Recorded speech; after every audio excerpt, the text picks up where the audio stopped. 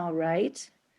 I'm recording right now, so I want everyone to know that because this is going to be, I hope, a good video.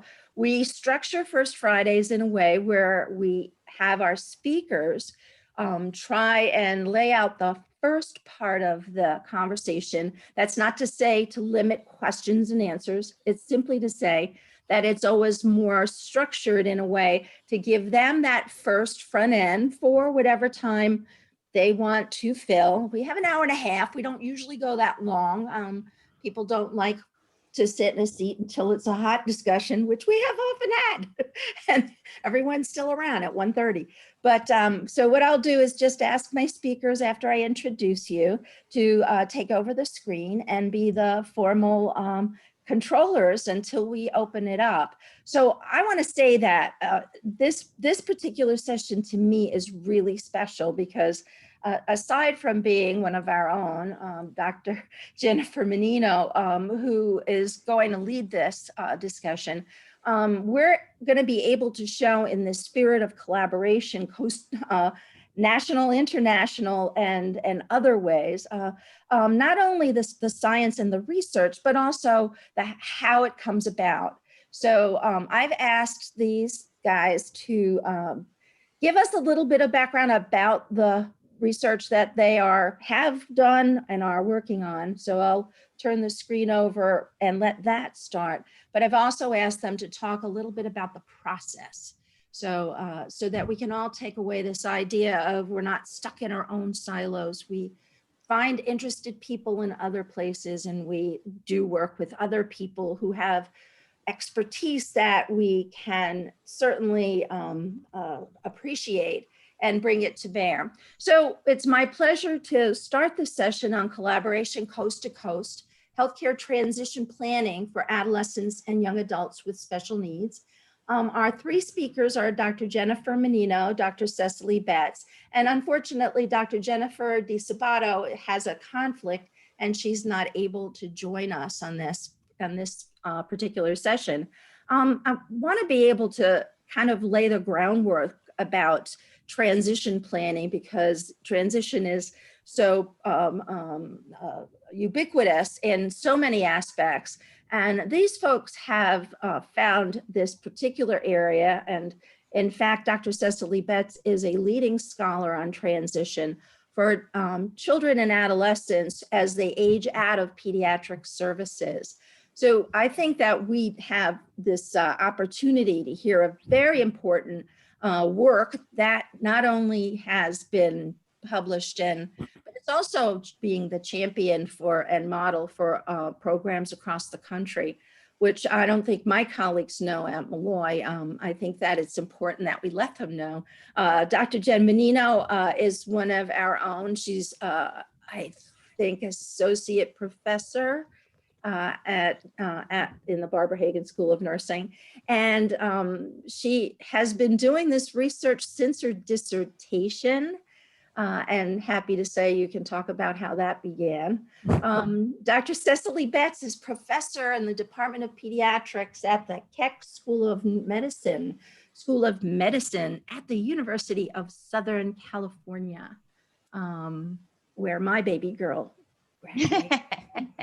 She's published in the field of healthcare transition. She's written the books. This is called the E.F. Hutton. When we find someone, go to E.F. Hutton who knows this work. She's the co-chair of the International and Interdisciplinary Healthcare Transition Research Consortium, and she served as the chair of the Society of Pediatric Nursing's task force, which launched the Society of Pediatric Nursing, and she even served as the one of the founding directors and I don't remember the title. President? I think it was president. No, you know what? There's a story to that. Okay. I want to do the background. At another time. Yeah. No, SPN, Society of Pediatric Nursing. And those of you who know me know I was the editor of Pediatric Nursing. Cecily has been the editor of the Journal of Pediatric Nursing for as long as I've been the editor, or I was the editor of pediatric nursing. So she is not only a colleague and co-conspirator in some of the things we've done on the behalf of children and families, but she's also, I'm proud to say, my friend. Dr. Disabato is not with us, but she's at the University of Colorado and holds a joint appointment as an assistant professor in the Colorado University School of Medicine. I think I wrote in the flyer that I sent out to everyone, these folks have been able to thrive in schools of medicine that we at Molloy can only imagine the kind of environment and world that is. They are our nursing colleagues. I'm proud to call them my good friends. So I'm going to turn it over to, oh, before I do, I'm going to show you, I'm going to cut and paste some links for evaluations into the chat window so that you will be able to get a certificate as well as the flyer with the bio sketches if you'd like them. But for now, I'm going to turn the screen over to my colleague, Dr. Jennifer Menino. Hi, everyone. Hello. I think I know everybody in the room. There's 14. There's 14. Yeah, there's a couple. And this is great opportunity to, especially given this time where we're not meeting face to face. The technology has allowed us to continue our research, despite being on opposite sides of the country. I met Dr. Betz when I was a neophyte in the doctoral program at Molloy College. Under the mentorship of Dr. Feig, introduced me to Dr. Betz because my dissertation interest was about examining resilience and transitioning to adulthood among emerging adults with disabilities. And Dr. Betz, being again the E.F. Hutton of transition, guided me through, and I say I am honored to be serving with her for the last 4 years on this research and some other stuff that we're doing, and I've learned a ton. I'm not a pediatric nurse by trade. I'm more on the adult side. So what happens when they transition from the pediatric care into the adult? And as we know, adulthood has been redefined over and over again, given socioeconomic challenges, educational challenges, challenges in independence for all emerging adults. So it used to be you're adult at 18, and now we're an adult maybe somewhere between 18 and 21, possibly 26, maybe somewhere in 29 as the young adulthood. So it seems adulthood keeps moving, and I think that's a societal problem. How do we transition? How do we prepare our young adults to be full-fledged adults? And adults with, or rather emerging adults, adolescents, emerging adults with disabilities face additional challenges on top of those that are faced by all others. So it's been, an amazing experience. Like I said, I graduated the doctoral program at Molloy in 2015 or 2014, walked in 2015. But since then, we've been working on this collaborative process, developing a tool, working coast to coast. And we've come up with quite an interesting, I would say, project, one of the largest national studies of its kind. And it's been published nationally, presented nationally, as well as internationally. So we look forward to talking about it, and I'm going to share my screen, and Cecily is going to start. Where is let's see. Am I on a, yes, I think I can share. Okay, so you guys are seeing my PowerPoint, yes?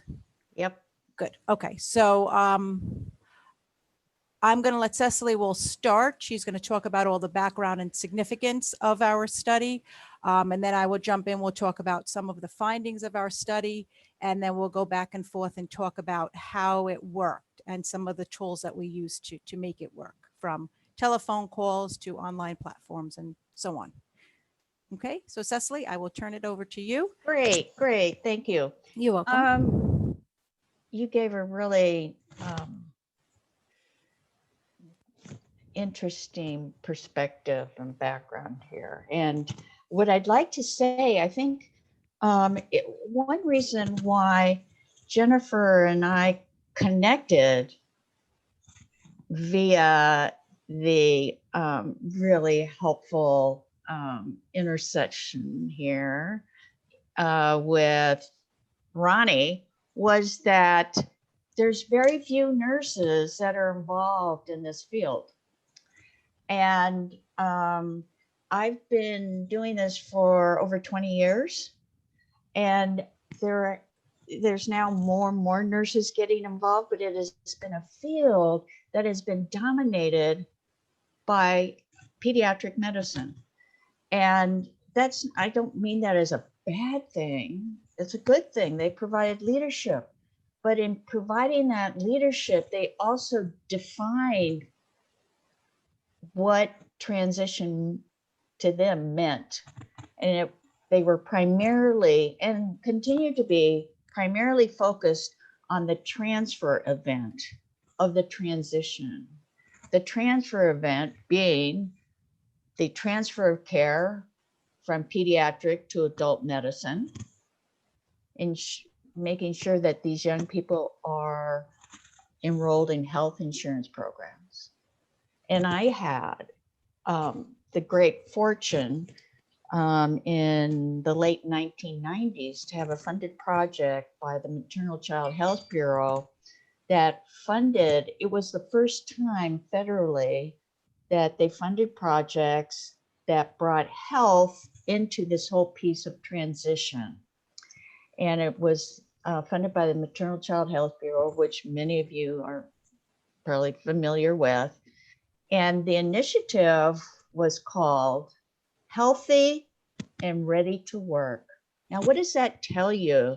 That tells you that health is important. It brought it to the fore, but health is necessary in terms of helping to facilitate achievement of those important adult outcomes: work, school, community, social relationships, etc., which Jennifer's research very importantly addressed. And so my early partners in my first project was actually a rehabilitation specialist who was the chair or director of the East San Gabriel Transition Coalition. And that group was an interagency group composed of educators, job developers, consumers who were affiliated with the independent living centers, et cetera. So we had a very comprehensive approach to transition, and I was the health piece. And so that perspective really influenced subsequently my work. And so when we're talking health, we're talking about what does that look like in community settings? What does that look like in a school setting when you have a young person who has a chronic condition? I now work primarily with young people with Spina Bifida. What does that look like when they have to trot off to the school nurse's office to catheterize, or their mobility on campus, or, learning needs? So they're in absences from school, coming to school later because they've been at the clinic, etc. So that was always a piece I was really fascinated about. How do we help prepare these young people not only to transfer care, but to transition to adulthood? So having said that, looking around for colleagues in nursing was far and few between. And so when Ronnie introduced me to Jennifer, it was like, oh, this is really great. There's someone else who has a passion for this field. And hence, when we were talking about, where to go with this collaboration beyond the dissertation, here was an excellent opportunity to find out just what do our colleagues know or involved with in terms of transition planning. And there hadn't been any studies conducted to examine that area with nurses. There certainly had been in medicine, but not in nursing. So setting the table, so to speak. So, and, you know, it certainly is a very significant area because, you know, over the years, there's been these advances in the treatment, care, technology, in terms of helping these young people survive longer with long-term conditions. And now the survival rate is for 90, in some cases, they cite 99% into at least the second decade of life. For those with Spina Bifida, for example, the survival rate is now into the mid 50s. So, you know, if you look at the different categories of disease related conditions, they're all moving forward. So with these advances, though, there's been a lag in terms of outcomes related to employment, post-secondary achievement, quality of life, life satisfaction, etc., for this population as compared to the typical population of adults, adolescents, and those with, as Jennifer mentioned, emerging adults, which keeps getting, that is a new developmental stage, so to speak. It's not so new, but it's a developmental stage that looks at and has proposed that, you know, these young people are not achieving those outcomes that have been typically associated with adulthood. So we have to reconceptualize what that means. So true for this population. So hence the importance of healthcare transition planning. So they meet numerous challenges, and, you know, I work very closely in our clinic on healthcare transition planning with our young people. And you hear stories repeatedly of, you know, being discriminated against, being bullied at school, having problems getting the health related accommodations that they need, not only in middle school, high school, and college. These are challenges that these young people face. But with adequate support, we can help them move forward and connect them to the needed resources that they need. So in pediatric care, and this has been driven primarily from the pediatric side. That's why, like, working with a partner such as Jennifer, it's been great because she has that adult piece. So there's this linkage here that we can talk about. And now there's really been a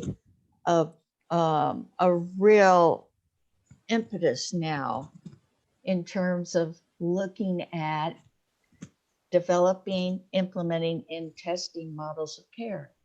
And let me just say, when I first started in the field, I published in 2004 a review of literature, was a narrative review, and that was sort of, you know, that wouldn't fly in today's environment. And certainly our librarian who's on the call would heartily agree with that. There were a total of 43 papers published over a period of over 20 years.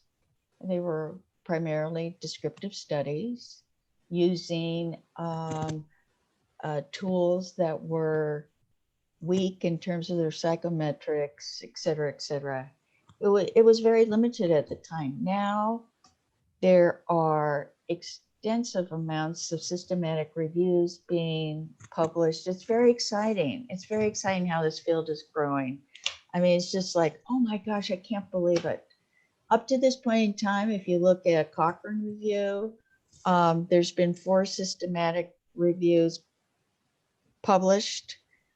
Our team was one of those early ones, and we didn't produce significant differences. And as we were actually involved in the study, we could like Fortel. We wouldn't have differences for a number of different reasons. Anyhow, background. This just shows you what it was in terms of what this group now with Jennifer, and myself, what we wanted to do is find out what are pediatric nurses doing in the field, or what are the needs for learning. And because they're such integral members of the team, most often they serve as the service coordinators. So these models of care, we wanted to find out more. And a critical piece was self-management. So the purpose of this national study, and let me just say, I had all three of us had very unique resources that we could bring that really helped to then generate the implementation of this study, because we had connections to NAP.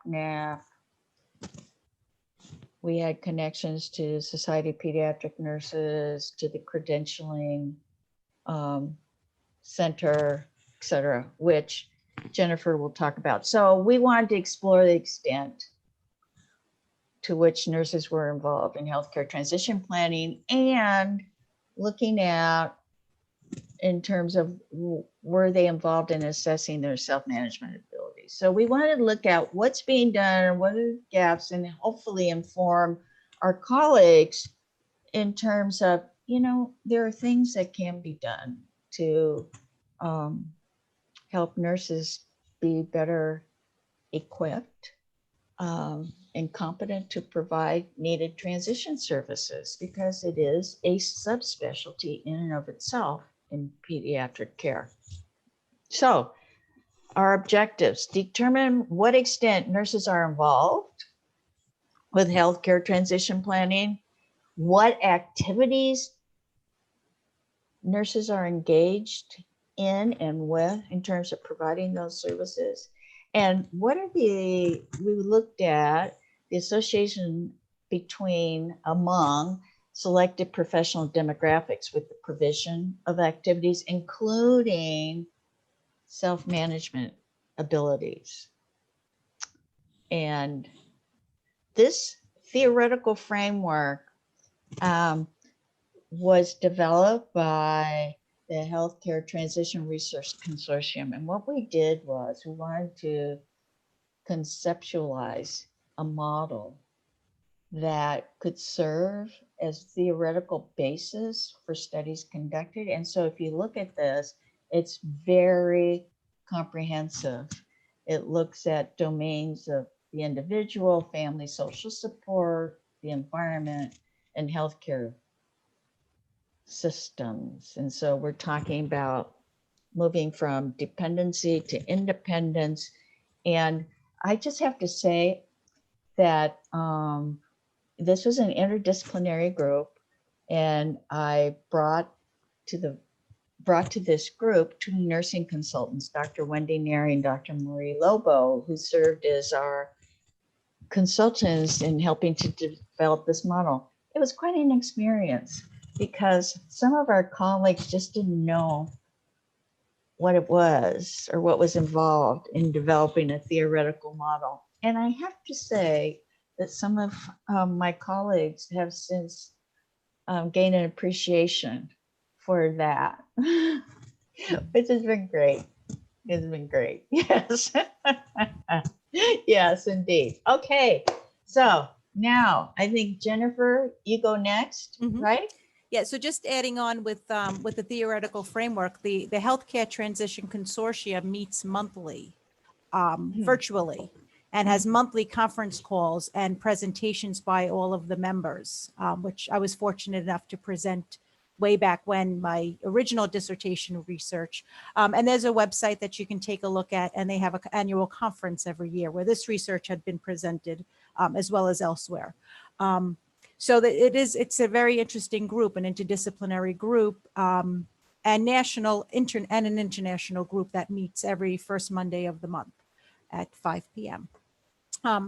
Okay, so what did we do? So We took a look at, first off, since this was the first research of its kind, a national study of nursing opinion, not physician opinion. We had to develop a tool. We didn't have a tool to do, we didn't have something. So we followed Lynn's recommendation of content validity process, developing a tool, the judgment quantification stage, and then the refinement. So where did these healthcare activities come from? There were 13 healthcare activities, and they were derived from the 6 core elements of healthcare transition and the 16 scope of practice standards for pediatric nursing. So we put those standards together. We came up with, a tool and how to address those in levels of competency, levels of knowledge, levels of, are you doing this? Is it included in your job description? We identified 7, actually first it was 9. We ended up with 7 experts in the field in all different areas of pediatric nursing, instrument development, and we did that content validation. We reviewed it, we refined it, we sent it back. That process almost took about a year developing the tool, pretty close to it, at least about 8 months. And Lois, I see you'll agree, the development process and creating a valid tool is a study in and of itself. And it has been published, and you can read all about it, or we can do a separate presentation on just the development of the tool. So then once the tool was refined, it was still quite long. We ended up with 68 items. So there were 17 main items, and then each of those, some of them had contained sub-items. So when you looked at the survey, it was a 17-question survey, but it actually, in total, it was 68 items. So we got lots and lots of information related to communication, education, collaboration, advocacy. We asked about their roles, their job description, their levels of knowledge, and how important they felt these activities were. And then we further expanded 2 activities relating to self-management, educating and supporting, specifically about self-management abilities. And that was a 9-item subscale that was created within the entire tool. So hence we ended up with those 68 items. We distributed it to 2 large groups. As Cecily said, we had Pediatric Nursing Certification Board and the Society of Pediatric Nurses. And we ended up with an N of 1814. And if you take a look, most of them were advanced practice nurses, 43% of our sample, and 35% were staff nurses. So we had a nice mix of those in leadership, advanced practice, and those in the staff role. 60% of them had graduate degrees, and about 93% were certified in their field. That was, again, from the Pediatric Nursing Certification Board. We wanted to target the primary work setting in pediatrics. So we had 61% were in the primary work setting of pediatrics, and about 3/4 of them reported over half of their time, over 50% of their time was spent in direct patient care. That was important to us. And then not only were they in direct patient care, but it was direct patient care of patients 14 and older. We wanted to get that adolescent moving into the young adulthood. So that was that target population we were looking for. And I think we were able to capture that. So the healthcare activities, as I said, they came from the pediatric, the core elements and the pediatric competencies. Because it's not just disease management. Transition is a process, and the planning for transition, as Cecily mentioned, it's not one moment in time. It goes beyond the disease management. It's the movement of the dependence into that independence, the youth working towards their autonomy. And again, like I had mentioned earlier, adolescents and emerging adults in general have difficulty with transitions, and I think my faculty colleagues will appreciate that. It's especially difficult for individuals with chronic illness and disability because they face additional challenges. So how can nurses facilitate this transition process? So we had first looked at what is included in your job description? And then we looked at what is their level of knowledge about these activities and how important do nurses feel these activities are? And in the end, we also did a factor analysis, and we looked at it was clearly there was activities associated with direct patient care, and then there were these activities associated with collaboration and contacting others in the community and other resources. And nurses are really good at doing direct patient care. It's this other piece that we need to, that's more covered in that specialty healthcare transition training. So we said, although there was 85% of these nurses, they said their job description did not include or imply transition planning at all. They were still doing it. They knew it was important and they knew it needed to be done, even though it wasn't what they would consider the normal role of the nurse. So that was very, reassuring that nurses knew this was important and they felt that it needed to be done, even though it might been something outside of what one would have expected to be the normal scope of nursing practice. So the first activities that we see: speaking with families about complex health needs, speaking with the other healthcare practitioners, being an advocate for the youth, educating about self-management abilities. These were performed by 50% or more. Those are, again, not specific to healthcare transition planning. These that we saw were still performed, but they were performed less so. So we'd like to educate nurses on these are still important roles as a nurse, especially when you're dealing with that transition age.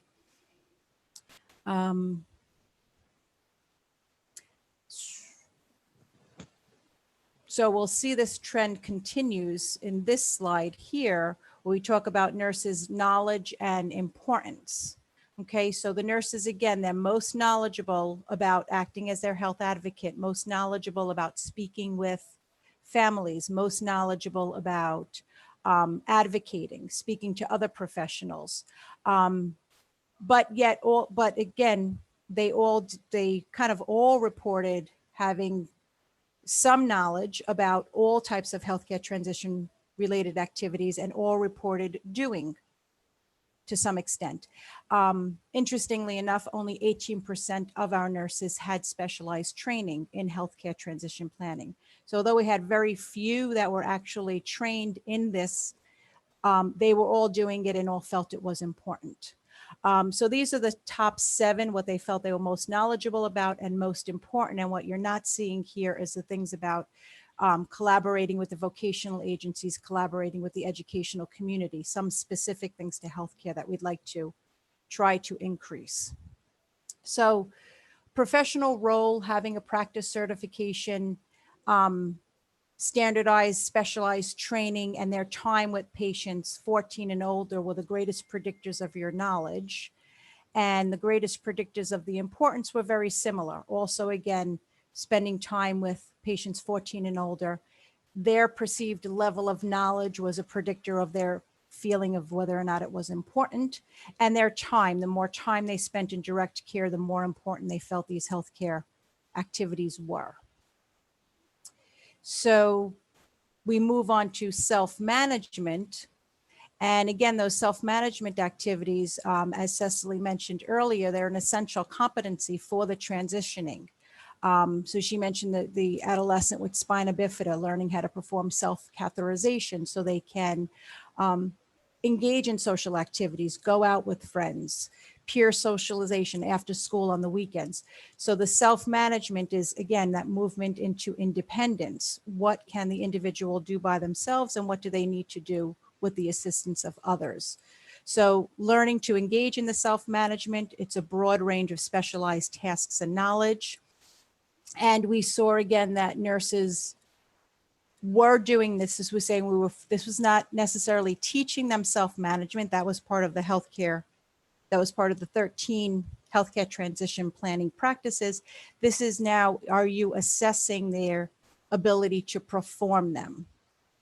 And we want to make sure that, the nurses are not only teaching, they're not only educating, but they're also going back and supporting and making sure these individuals are able to do it on their own. So significant predictors of this was, of the frequency, again, was level of knowledge, how important the nurse felt it was, if they had a transition role, and then their time spent caring for the youth and young adults.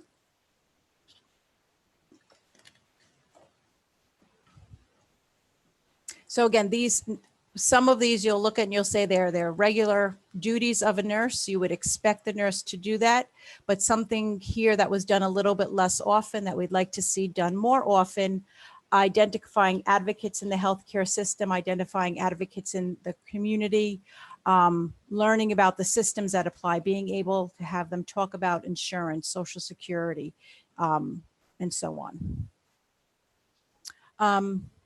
So in a nutshell, these welcomed advances in transition is leading to a nursing practice priority. So we explored the roles, responsibilities of the U.S. Pediatric nurses, how often they're assessing the self-management, what is included in their job, how knowledgeable they are. And we've identified that, pediatric nurses are more comfortable with the assessment of their condition-specific daily management treatment. But there's also the other things about that collaborating with the community. Again, allowing them to be more independent to help facilitate the transition. So what we're doing next after this, Cecily, do you want to add something to the conclusion, maybe? I think what we found is that nurses, what percent, the percent of those working with this age group also vary as well. But that nurses, generally speaking, coordinate care. Nurses, generally speaking, help young people, help children who have health needs to learn how to manage those tasks. So those pieces, fit in with the scope. That was different for them is knowing how to link these young people and family members to those transition and adult service supports, community-based resources, like talking about the Department of Employment, talking about post-secondary education. Those pieces were different, and they identified that they had need for learning about them so that they could make appropriate referrals or coordinate care that would meet the needs, comprehensive needs of this group of young adolescents and emerging adults with special health care needs or long-term conditions. Okay. So this, the research, we're actually still working on this. We're looking at now specific educational needs of advanced practice nurses as opposed to the entire group. So we had about that 60% in that advanced practice role compared to the needs of the nurses in the staff role. So that's ongoing now. We'll look for that in the future. Recent publications or past publications of this was, the tool development was about 2 years ago. Last year was a report of all of the activities that I had given you, predictors of the activities, predictors of knowledge, and then most recently, internationally, Journal of Child Healthcare was their assessment of self-management abilities. Okay. So we've been busy. Yes, and still busy. We actually just met about a week ago. So how do we do it? How do we meet? This has been going on for, about 4 years. So we said how we met, how we started. And I think it started, it was phone conversations. We were doing conference calls. We didn't jump to the Zoom right away. We've been doing Zoom meetings, but we meet every couple of months. We We'll divide the roles, divide the tasks, share information via email, and meet, we were meeting once a month, maybe, reviewing reviewing the work, dividing it amongst us, whether it be typically, I guess, Fridays would seem to be always a good time for us. I always have my transition call in on Fridays. So we were able to meet, and it's a 3-hour time difference for Dr. Betz and I, and a 2-hour time difference for Dr. Disabato. So we, usually I was later in the afternoon, they were earlier in the day, but but we made it work, whether it was a conference call or a Zoom call. And I can share the Covenants platform for some stuff we are currently working on. Okay, but we'll see if anybody has any questions about this research. Hello, Dr. Gardner. I see you're muted. Yes. As the person who is constantly. Okay, I can hear you now. I'm sorry. Very late. But I have a question for you about, and maybe you addressed this, I don't remember. Were school nurses part of your sample? Oh, interesting. So yes, that is interesting. Because I'll just say, some of the work that my, area is developmental disabilities, and there's overlap. But, we have looked very closely at, the interface between school nurses and families, and that seems to be a very important source of support. So that's why I was wondering if you were, or is that in the plan, maybe to take a look at that? I would venture to say they're thinking a little bit differently about, the transition process, especially the middle school and high school school nurses. I'm also wondering about certified versus non-certified school nurses, because certified nurses, have a particular level of background. And then I have another question for you. So the school nurses, interestingly enough, in the content validation stage, we had a school nurse as one of our reviewers. And that was one person that had most disagreement with some of our activities. And so after going back and forth a couple of times in consulting, we said, what, school nurses actually have a different role. So we did not include school nurses in this. So, but we had approached NASN, National Association of School Nurses, about the feasibility.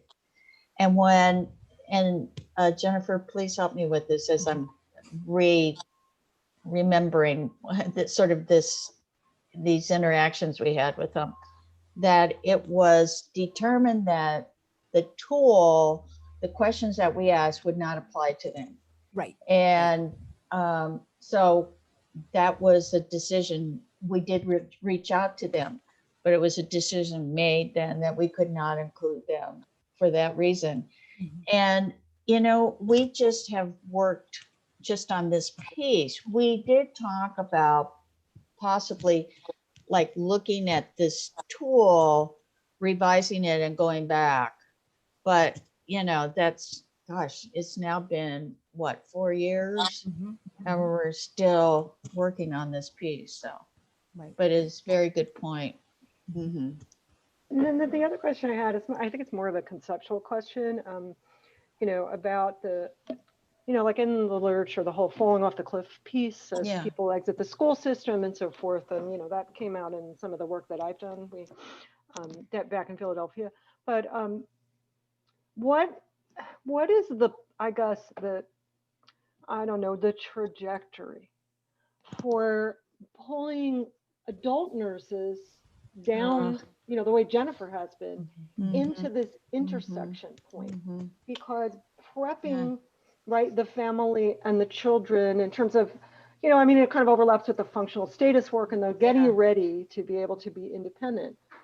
But you also need, on the other end, for people to understand where you're coming from and what the family-centered model or the child-centered model is in, the pediatric world, which feels very different for families in the adult-centered world. So I'm just kind of curious as to sort of, it's not really about the method of your study, but it's just more a theory. It's how that happens. Yeah, it's a huge issue in the field. the impetus, the preponderance of efforts on the pediatric side, although again, in medicine, med peds, that's a specialty and they're really looking at that. I will say there was a recent national, let's see, what was it? National Nurses Research, the research roundup at NINR. And this year it was co-sponsored with NAPNAP, and they looked at transition. And so they invited representatives from all different nursing organizations, associations, including those on the adult side. And I participated in that effort, and it was fun. It was inspiring because it's getting attention. And so out of that, and one of the presenters, nursing presenters, was from the adult side. So it was really neat to have her present about that adult piece, you know, really focused on the transition.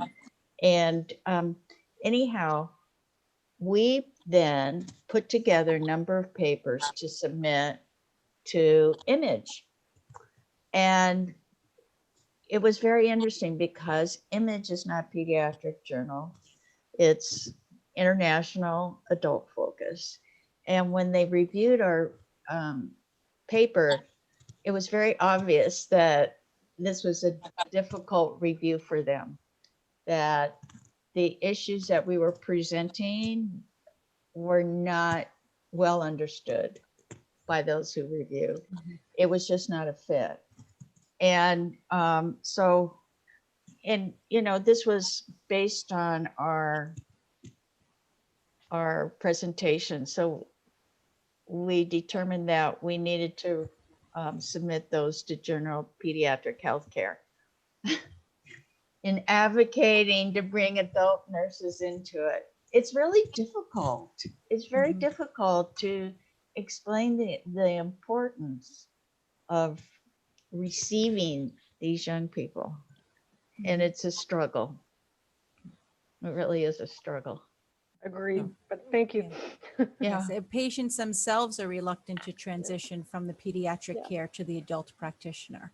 Yeah, Yeah. that's- You know, they're not well versed in the Yeah. congenital, you know, abnormalities or the chronic conditions that we would think of as pediatric conditions. So hopefully we'll see a change. there's a little bit in the literature about the people who have the least understanding of disabilities, but developmental disabilities in particular are people in the adult care Yeah. system Right. who and I think we've done a good job in pediatrics of focus Cecily, I'm sorry.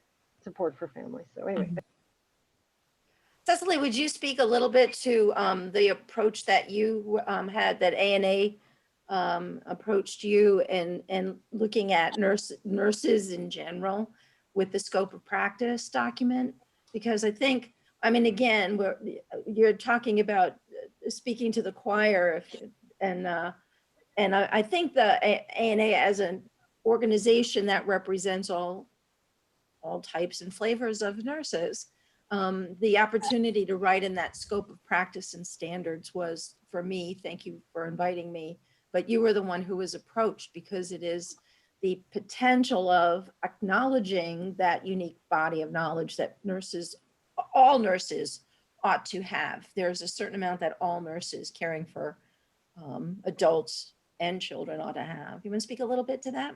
You mean the scope, what is the scope and standards of practice for nurses with Caring for individuals with intellectual and developmental disabilities. And this was an interesting process. It took several years. We recruited nurses across the country, representative of, many different service sectors. We had total ultimately of 17. And it was a very encompassing, challenging task. To me, And it was, you know, what Marcia's saying and what you found is that it's almost as though you're speaking, you know, it's the blind man and the elephant.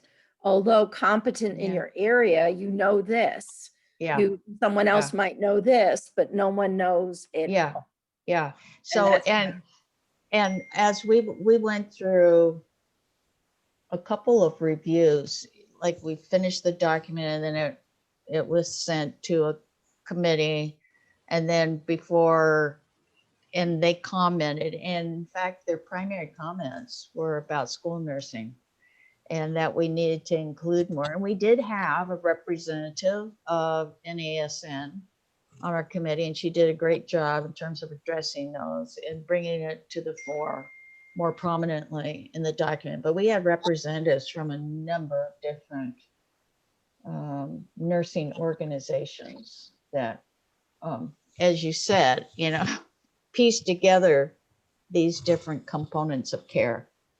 And so that document ought to be coming out next year, or wait, yeah, next year. 2021.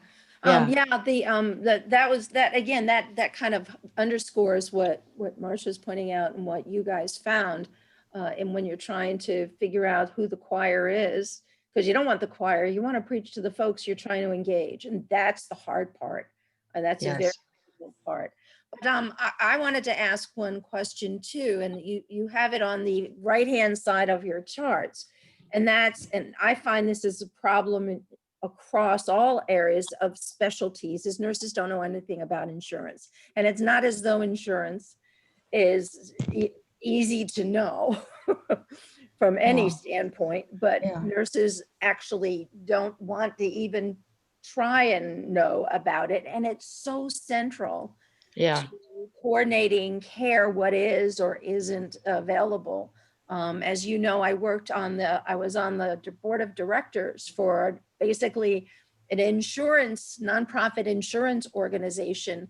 And they put nurses at the helm of care managers because the nurses were able to do what you said, putting their fingers in the full community to care for a population that would have been Medicaid and special needs. And to provide, it was sort of those movements of all-inclusive care. So it wasn't just the medical piece or the health, you know, the bladder and the heart and the different people, but it was really having that care coordination. They saved money. They saved the public payers money because they could coordinate care and not go to the wrong service or end up at Children's Hospital in the ER. Yeah. And those were the kinds of, you know, the arguments we tried to make. So are any of your projects going to dig into, I mean, you can't change insurance, but helping nurses understand the critical aspect of insurance? That's a really good point. And, you know, it's something that's tough and it's also complicated. I will give you, for instance, we have a partner that we can transfer many of our young people to this National Rehabilitation Center in Los Angeles called Rancho Los Amigos. So we can, you know, transfer a lot of kids there, and they accept Medicaid, or what we call Medi-Cal insurance. But some of our young people want care closer to their home. They don't want to travel there, so forth. So when they are enrolled in public health insurance, the options are limited. And you know, they're in a health plan. And then you look at, okay, what physicians are available? And it delimits. And then you look, and you have to do this. You just can't say, oh, okay. So then you look at, all right, here are the physicians. Where are their admitting privileges? Their admitting privileges are to community hospitals who do not have the capacity to provide care to complex, to adults with complex care needs.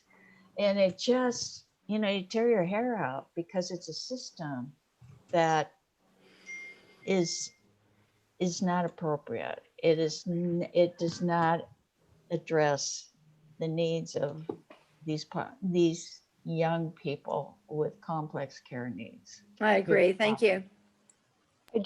I think that, to a large degree, if you think about the transition piece, that it's worse in some ways, because it's very hard for individuals who have, with special healthcare needs to find, the more holistic practitioner, the medical home, the coordination of care. I mean, in pediatrics, we think about it a lot. So I think that's, it may be an even greater challenge. But I would just say, kind of coming from the education perspective, that, what do we need to do to help newly graduated nurses to understand, coming into the healthcare system, how all this funding takes place, right? About healthcare economics and the whole, organization of the insurance system. So there's a piece for us on the, preparation side, as well as a piece for, continuing professional development on the clinician side, because it is really critical that people understand how the money is moved around. Right. You're right. I mean, Medicaid in New York State is equally bad. Right. Yeah. It, Mm. and it's a real process of reconceptualizing what your scope of practice means. And it's not just direct care in terms of, oh, here's your medication, here's the, equipment, and so on and so forth. It's so much more than that. And it can be overwhelming as you get yourself immersed in it. Definitely. So, and I will say too, that this collaboration coast to coast, that it has led to other activities. We are involved in a scoping review. Okay, I'm going to open that up. Okay. Yeah, involving looking at healthcare transition and self-management. And out of that, we published, or it's in press, our scoping review protocol. So here is our covenants page. Yeah.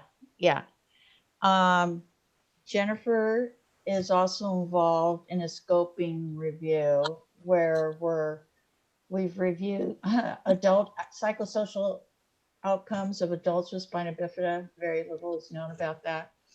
And a concept analysis of healthcare transition.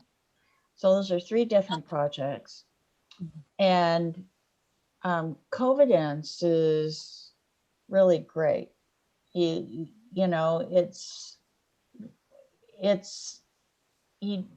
How can I put it? You can work in an asynchronous manner in reviewing the abstracts, keeping track of, the conflicts, et cetera. Yeah, you're opening to. Yep, I will show. So, Okay.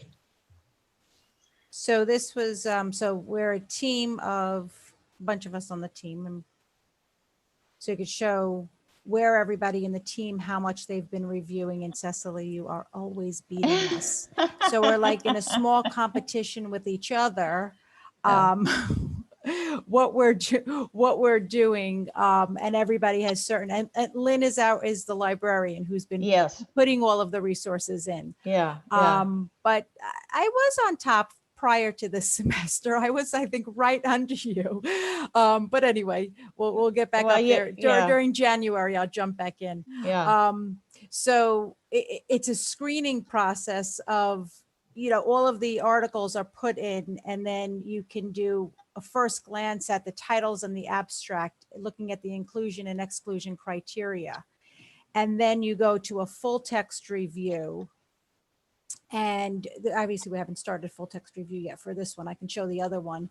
But let me go back to, and after full text review, once that's completed, then we start inputting the data. Now, what has really been a nightmare is RedCap. Right. Oh my gosh. It has been hard because we have problems with our technical support. And in fact, one of my colleagues, you'll be interested in hearing this, Jennifer, he said that they're well aware of the problems and now he's approving people within CHLA. And I said, well, that's great. I'm very happy about that. But I have colleagues externally and it's been really a challenge. So anyhow, I did notice that Covidence now has, and I haven't, one of my tasks for this weekend is to look at, they have a database that you can use for data extraction. Right. And I'd be really Which, interested. that might be a better way. Yes. So once all of the references are put in and they're stored, you eliminate a certain amount on the first round, and every reference is reviewed by at least 2 people on your team. And it keeps track. And then at the end, so in this particular one, team progress. So we had 2,100 done. One of us was assigned to go in and resolve the conflict. So if somebody said keep an article and the other one said don't keep an article, include it versus exclude it, somebody would go in and decide, make a decision. So like if I click on there's 2 more conflicts to resolve, and you can do this while you're, on your own time. They have a phone app for it, which is very nice. So like this particular one, sexual education for patients born with congenital urogenital abnormalities. So we would read the full text. We would take, the full text is linked to it. And you see that there are 2 people voted, but the third person can't see what the other 2 voted, or why they included or excluded, why one said include, one said exclude. And then you would read it, and then the third person would make a final decision. So it's an inter-rater reliability with all the members of the team. And then once the data is, once you choose the article, so we have this 394 that I've screened so far. We can look at, this one is actually already in the extraction phase. This one is finished. And the protocol for this one, and actually the protocol for self-management, has been published. So now we are extracting the data from the articles to create the review. But it keeps track of, and different persons on different teams do different, have different roles. So not everybody is reviewing, not everybody is extracting. And in the end, you can see how much of your colleagues have contributed. And then you can decide on, order of authorship, how much people contributed. In the beginning, lots of people want to be part of this. And then you get some drop off as you go. And we've been working on both of these, again, not as a primary research project, but I would say over the last 2 years, right? And we're following, they were both, again, this one, the Spina Bifida and the self-management, the protocols were both published in Joanna Briggs Institute, the systematic review following their protocol. So now we're working on pulling the data. So as Cecily, go ahead. As Cecily mentioned in the beginning, the narrative type of, analyses they want to see a little bit more. They want to definitely see a little more with the data extraction and the inter-rater reliability. So the narrative lit reviews are not as strong as something done in this fashion, where you have at least two people looking at the same, and a third person making decision. Yeah, I would say that, scoping reviews have become far more acceptable in the US than they originated in the EU, UK. And we are getting, at JPM, we're getting many more scoping reviews. And we were advised by our librarian to first do a scoping review. That sort of gives you an overview of the field. And then out of that, then a systematic review. And I will just say that if someone submits a narrative review, we reject it. We don't even review them anymore. Right. I mean, it's And it really, has to have the librarian on the team. Teresa, Yes. are you still on here? Yes. Teresa Rienzo, I see your camera is off. Yes, I'm still here. We I'm need still to. here. I And hope I know, you're smiling. and I we've hope you're spoken to, smiling, Teresa. and we've mentioned this. I'm like, hey, I learned about this new thing called Covenants. And she's like, oh, don't tell me. Well, But, here's the thing. We know it's expensive, and we are in this situation where anything that's expensive, we have difficulty asking for. But we also know that when there's a movement, meaning that a lot of people would make use of a tool, that we'd be more likely to make a case for it, that when a few dollars spring up somewhere, we could perhaps buy it for the institution. Because you have to have an institutional membership. You can't have individual memberships. And wouldn't want to. But right, I'm on as a guest of University of Southern California. be nice if we were a university, right? And Yeah. those cheering on, those are the things your universities get. as a Marcia still on? resource. No. Yeah, no, but this is facilitated a lot because you do it, it's done on your own time. The platform, the platform is there for everybody to jump in, whether it is, 2:00 in the morning or 2 in the afternoon. And there's an app for the phone, there's an app for the iPad, you can do it on the computer. And it does the inter-rater reliability for you. So it's not manually, it's definitely manual. I won't say it's definitely manual, but it's not, when we extract the data now in RedCap, we're going through the articles and pulling it out and filling out a form. We also had to get approval for the data extraction form, and that went around the group. What data do we include? What are we extracting? Yeah, and all the full text are uploaded onto the website by the librarian. I mean, it just makes life so much easier. I did systematic reviews when they were, pen and paper. Yeah, what a nightmare. Right. I wanted to ask, I know Bernadette, I don't know if you'll want to speak, but I've invited someone who was involved with some of those early stages of, you can disclose or not if you want to share, but Bernadette is a graduate of Molloy in I won't say. 80. 1980. I didn't say. But through a mutual friend, they had started working on, they'll all get a giggle on that. Yeah. I actually have a question. I am a parent of a disabled child, and I can speak to integrating my child into the community. And my question will lead to addressing the psychosocial needs of these children and the families. And I'll tell you where he dropped off in the system. And it's not with nursing, but, and Marcia, it probably speaks to your work with children with developmental disabilities, but I have a child that was having a problem speaking. And we had all the evaluations done, and they said he has PDD NOS. And for 5 years, we went through ABA training, 20 hours a week. Our whole life had really revolved around this child. When he was 5.5, they discovered he was hearing impaired. And we were having his hearing tested all along.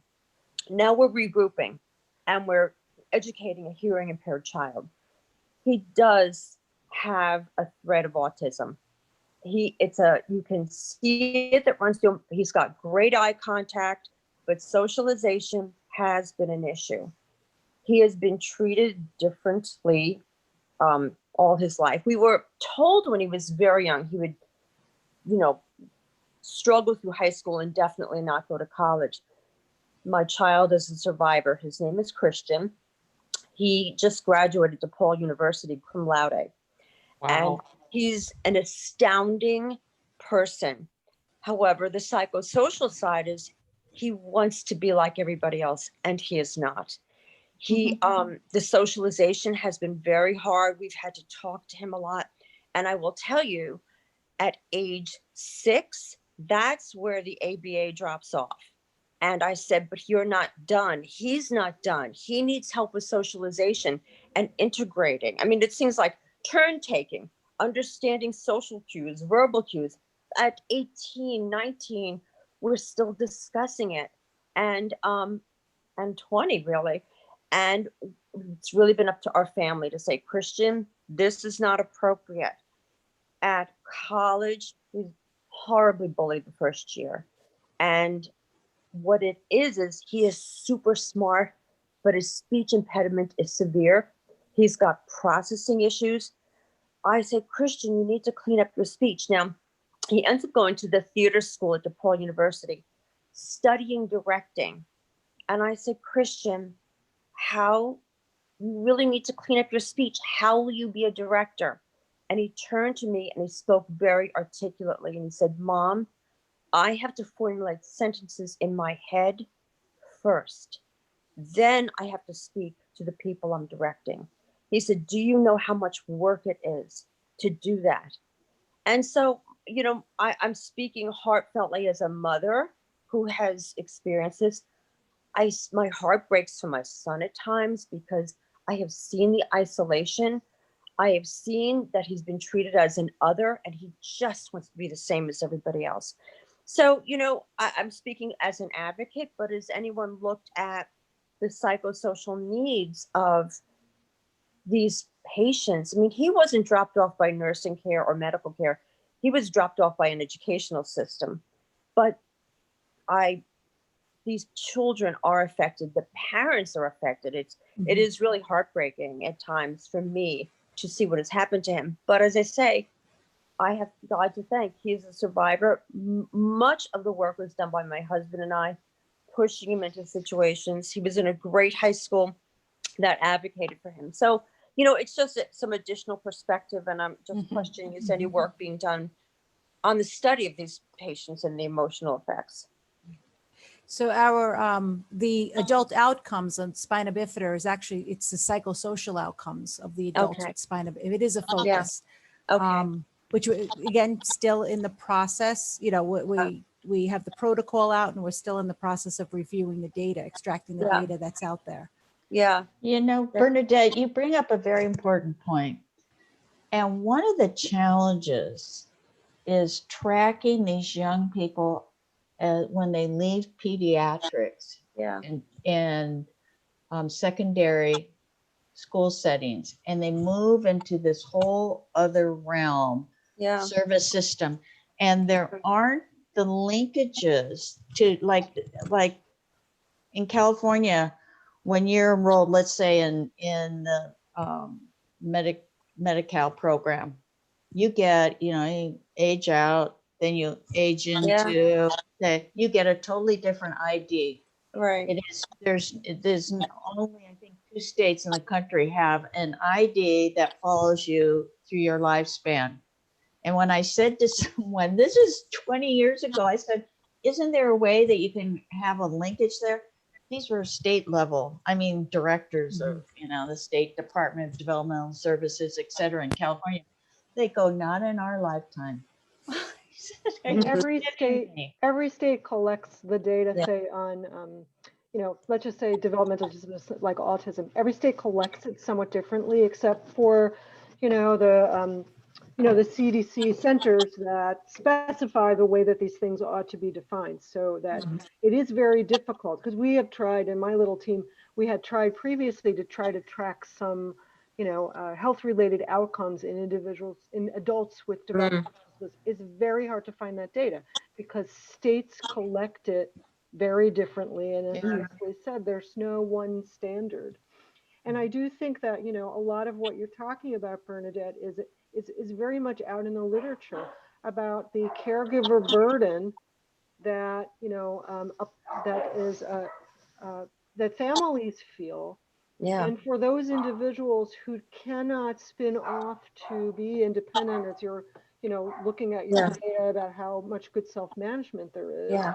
you know, Yeah. that burden continues through the entire lifespan of the individual. I mean, I've mentioned before, my colleagues and I in Philadelphia, we did a very interesting study funded with, you know, Philadelphia Tobacco Fund's money on aging caregivers of aging individuals with developmental disabilities, 70, 80-year-old, primarily mothers, who are continuing to be the caregivers. And we were trying to look at future planning, how decisions were made. So you know, this is a whole issue about the structure of our society as well.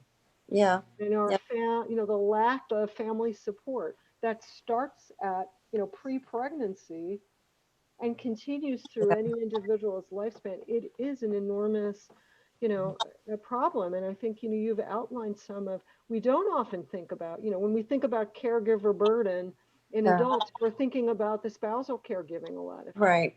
But there are Right. a lot of hidden caregivers who Mhm. are caring for children True. with a variety of different kinds of, True. you know, True. problems. So Yeah. just, yeah, True. I agree.